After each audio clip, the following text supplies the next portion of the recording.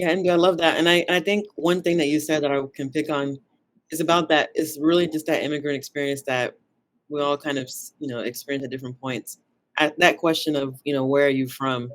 Like even now, in my childhood, in my early 20s, and even at this point, when I'm asked that question, like for immigrants who are living in the diaspora, it just triggers a few things. Like, are you asking me that question because you want to know Yeah. where my name is from? Like, or if there's an accent, like, why are you like all those things that you kind of felt like, why are you asking this question? For me, I typically don't have an issue answering. Um, and and I guess to go back to the question, like how that identity or that sense of identity changes or evolves over time. When I was younger, I would always say I'm Nigerian, which of course is still true today. I always still say that. But as I've gotten older, like it depends. Like I might answer, "Oh, I'm, my family, we're from Nigeria originally, but I've grown up my whole life here." Again, just kind of depending on why the person is asking or how I'm feeling about that person and their intent.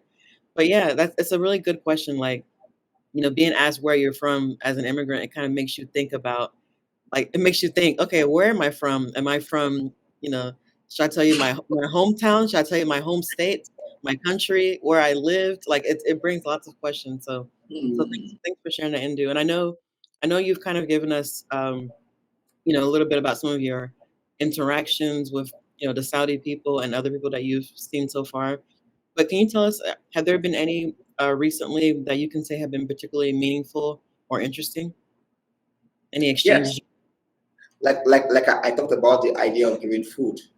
You know, I think that's really beautiful. That's really beautiful. And it feels really welcome. Mm, But then also there's this experience where I was talking with this South lady who I work with. So we get to talk about Saudi Arabia and Nigeria. I think she really she really wants to visit Nigeria.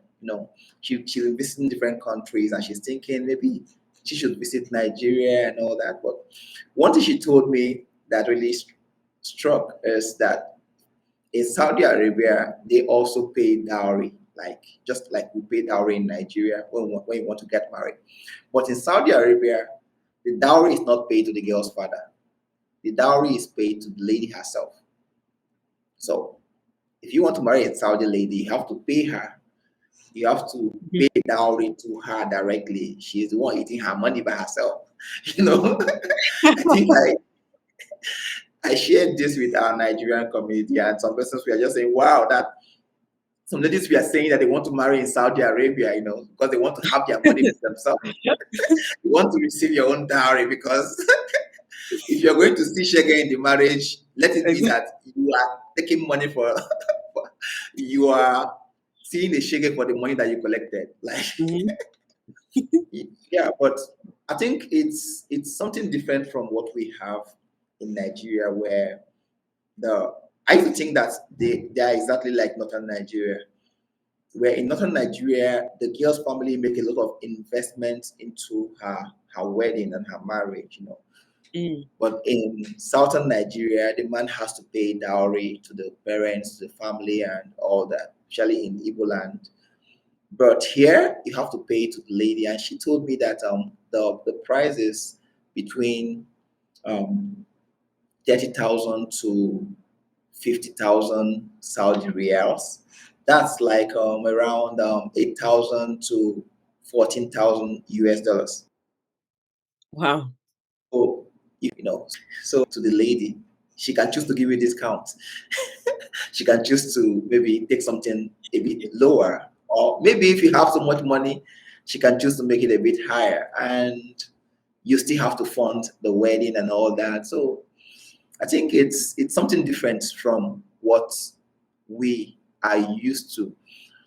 Um, that's the Saudi side. And I also had to talk with an Indian guy who told me that he got married and he never saw his wife till they got married. Interesting.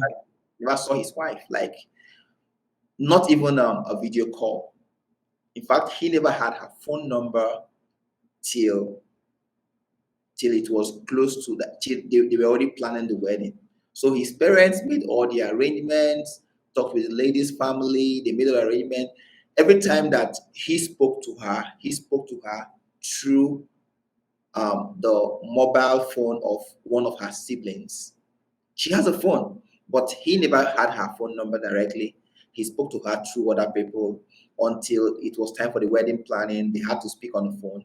He got her phone number and they spoke on the phone to plan the wedding together. But he never saw her, not even with not even on FaceTime. Never got to see until the day of the wedding. He said he got into the room. Everyone was greeting him. Just from the voice, he knew this is the lady. And they got married. So that's also something really different from what we are used to in Nigeria, where we are almost Western now.